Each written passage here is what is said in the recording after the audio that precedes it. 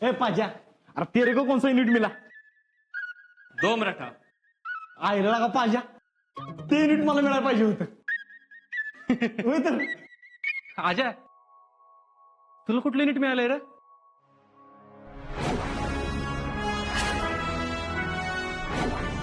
अकरा मराठा.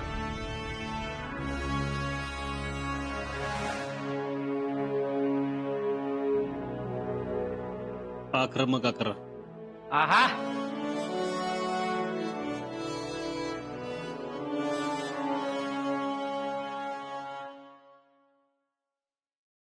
ओ यारो, एक बात सुनो. विथ पोस्टिंग से पहले ना पहली छुट्टी है, तो कोई भी ना नंबर नहीं चेंज करना. अगर नंबर चेंज किया भी ना तो यार बता देना बस. होय. नाही म्हणजे कसं आहे, आता आपल्याला परत सगळ्यांना कधी एकत्र भेटायला मिळेल काय सांगता यायचं नाही रे.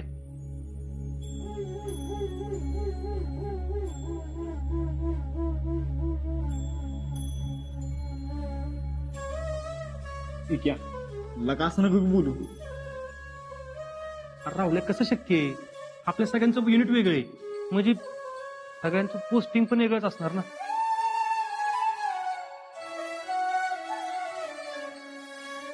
असं काय म्हणतोस भावा? कधी ना कधी तर भेट होईलच की. अरे पण भेटलो तरी 1-2 जणच भेटणार.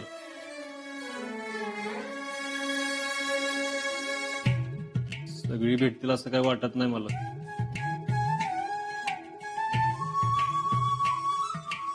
होय. अरे सगळ्यांना असं एकत्र भेटणं लय अवघड आहे आता.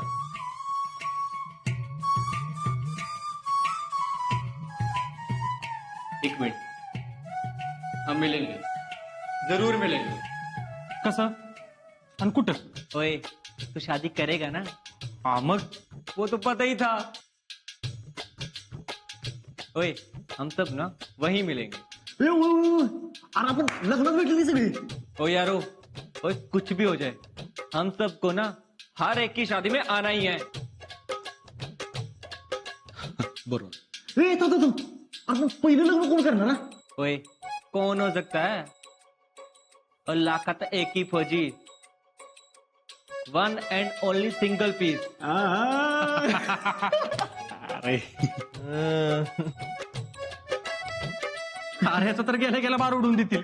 होय. ए, मग ठरलं, आज्याच्या गावाला जायला लागतंय. आज्या 10-12 दिवसात पोस्टिंग होईल, त्याच्या आत उरकून घेऊन झाला. ए गपे.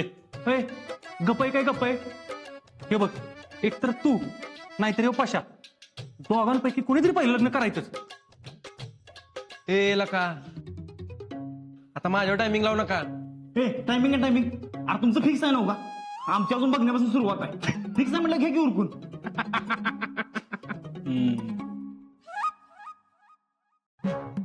काय रे पाहिजे तुझं काय? ओए, मैं इतनी जल्दी शादी नहीं करूंगा. वो पहले मैं हवलदार बनूंगा, उसके बाद सोचूंगा भाई. जगात ह्यो एकटाच करणार असेल त्याला हवालदार बनायचे.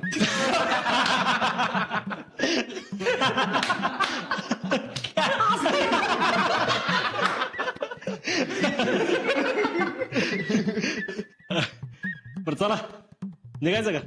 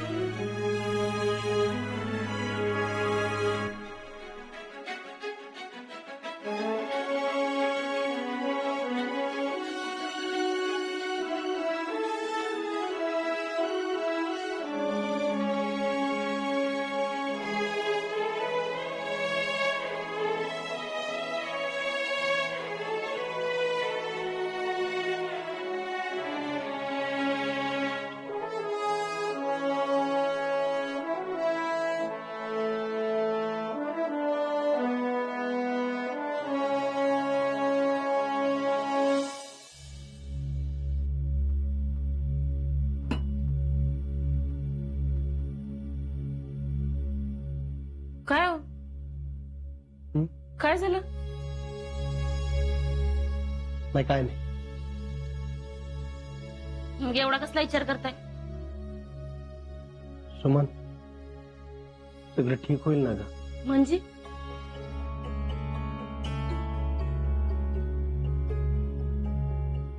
नानांनी आजाच्या आणि शीतलीच्या लग्नाला परवानगी दिली खरी,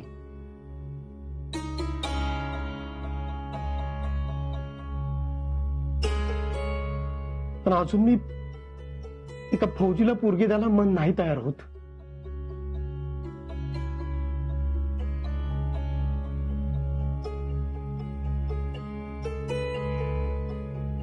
हो शीतली आपल्याला तेच सांगायचा प्रयत्न करत होती ना. तिला काय वाटतंय ते तिनं सांगितलं. मला पटलं बी ते, पण पण बिन काय नाही बघा,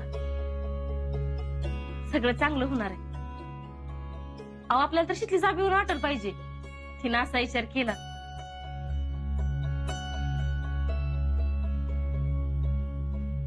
त्याचं तर लय कौतुक वाटतं मला. शीतलीकडनं ही अपेक्षा नव्हती. खरं सांगू, लय अभिमान वाटतो तिचा. स्वतःसाठी पोरगा निवडताना तिनं असा विचार केला.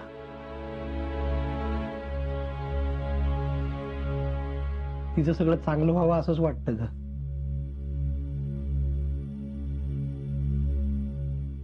तसा आजा पण चांगला पोरगा आहे, पण फौजी आहे ना, म्हणून शीतलीचं चुकतंय असं वाटत होतं. पण काल शीतलीचं बोलणं ऐकलं, डोळं उघडलं. अहो, आपण जसं शीतलीला सांभाळतोय ना, तसं आजा बी तिला सांभाळ. सुमन, हं?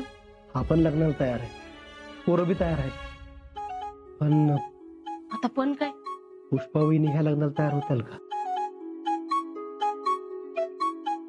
हे रागाच्या भरात मी समाधान दादाला उलट सुलट बोललो. वहिनी पण तिथं आल्यानं सगळा गोंधळ झाला. होय तसं समाधान दादा पोरांच्या मनाच्या विरुद्ध नाही जाणार, पण पुष्पावहिनी तयार होतील का? त्यांचा स्वभाव बघता त्या तयार होतील असं नाही वाटत मला. होय की हो? आपण तर ह्याचा विचारच केला नाही.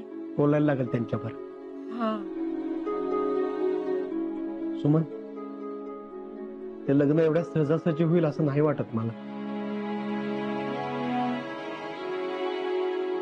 होईल हो. तुम्ही उगाच मनात शंका आणू नका. शीतलीच्या नशिबात जे आहे ना तेच होईल.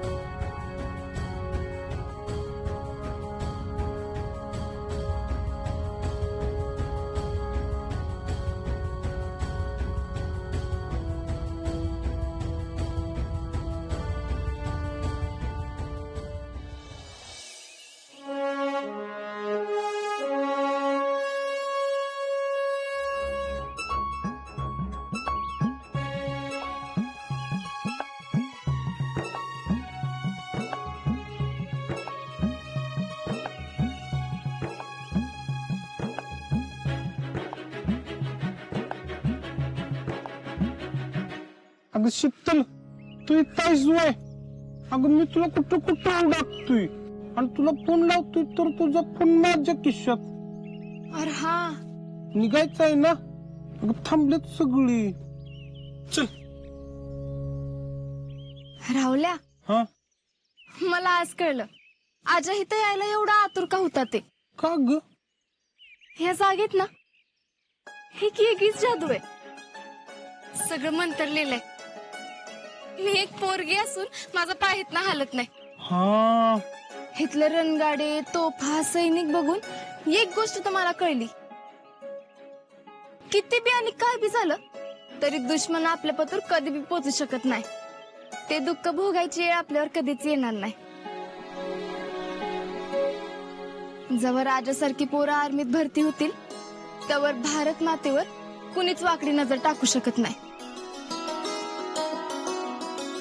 राहुल्या आपण किती निवांत आयुष्य जगतो ना. नुसतं आपलं म्हणत असतोय हे असं झालं पाहिजे तसं झालं पाहिजे. पण आपण आपल्या देशासाठी काय करतो? काच तर नाही. साधं नियम बी पाळता येत नाही आपल्याला. होय की. सगळं आपल्या सोयीनं झालं पाहिजे. मला काय वाटतं माहितीये प्रत्येक माणसाने इथं एकदा तरी यावं आणि हे सगळं डोळं भरून बघावं. एका सामान्य माणसाचं फौजी होणं ही एक वेगळीच प्रोसेस आहे. हे सगळं बघून किमान नियम तरी पाळले ना तरी लई झालं असं म्हणता येईल. शीतल तू सेम माझ्यासारखं बोलायला लागलीस आता. मग एका फौजीची होणारी बायको आहे मी आणि त्याचा मला अभिमान आहे. जेवढं नशीब फौजी व्हायला लागते ना त्यापेक्षा लाख पटीनं जास्त नशीब फौजीची बायको व्हायला लागते.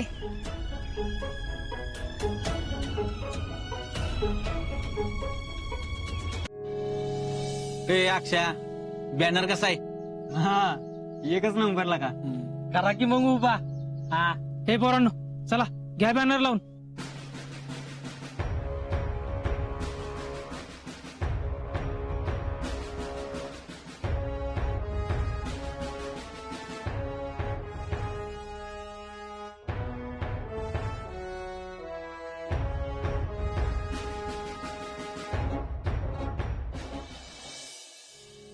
नीलम काकी काय ग यास्मिन?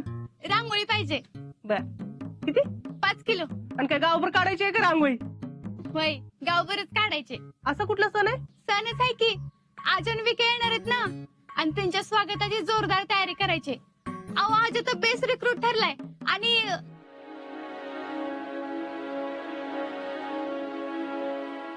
बर अजून काय पाहिजे?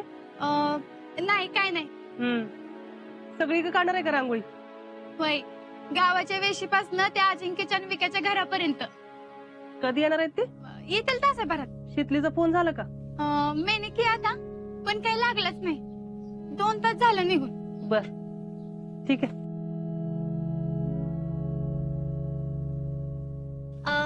आणि कलर पण द्या की. हे असू देत काय? हा घे. किती झाले? असू दे जा.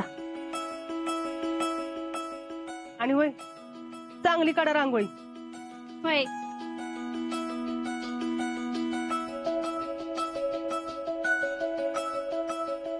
काय गे अस्मिन स्वागताची जोरदार तयारी चाललेली दिसते. होय ही काही रांगोळीच घ्यायला आलेली तुमच्या दुकानात. अगं सुमनला पण घेऊन जा की ती पण लय भारी काढते रांगोळी.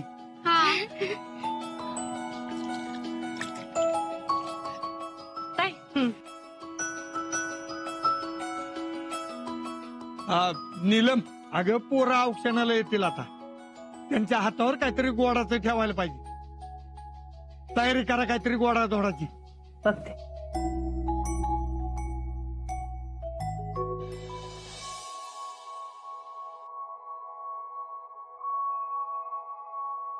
अरे जम्या किती वेळ हा. अरे पिक्चरचा फोन आला होता जम्याला जिलबी घेऊन पाठवलं म्हणून.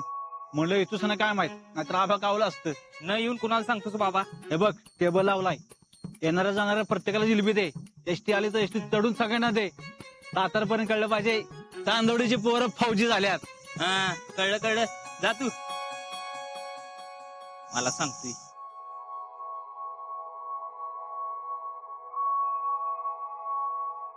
तुमचं काम कोणतं?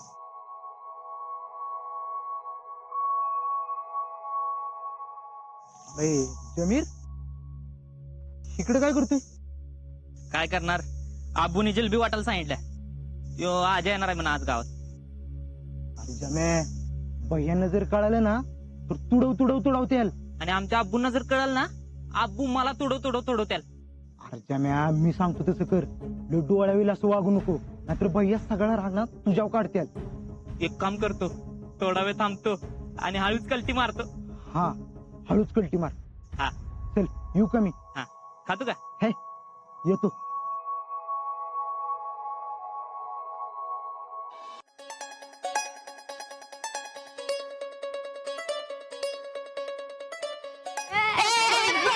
अरे पोरांनो, तिकडे जाऊन जावं की इथं रांगोळी खराब करशील. अहो फौजी येणार आहेत फौजी. माहिती आहे आम्हाला, म्हणूनच आम्ही रांगोळी काढायला लागलो. जा गावातून सगळ्यांना सांगा जाऊ. पळा.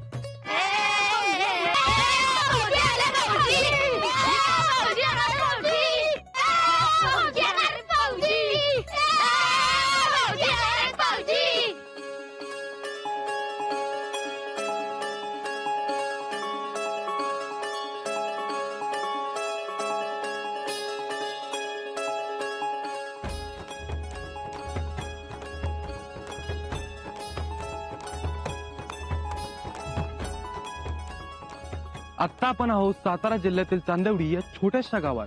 चांदवडी हे गाव आज महाराष्ट्रातच नव्हे तर संपूर्ण देशात माहिती झालेले आहे. ते नुकताच भरती झालेल्या अजिंक्य शिंदे या फौजीमुळे.